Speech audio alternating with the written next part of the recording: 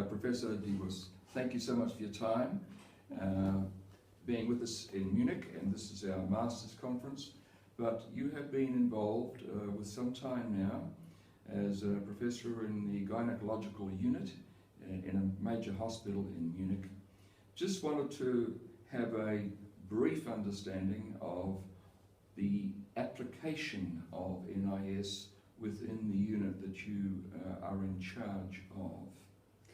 In my experience, NIS is very helpful in acute, severe diseases. For example, after operation of gynecologic tumors, very extended operations, the women they get better only in little steps, and I can help them to get better in the time. Faster?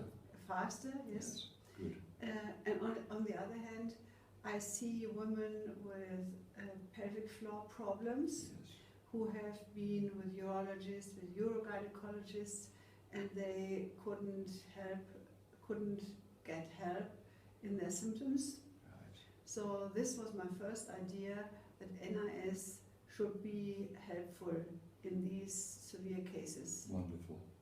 Well, it's great to just have that summary of what is happening at a much greater level than the seminar, your own personal responsibilities in the hospital. And we've had a couple of things that have been helpful to you.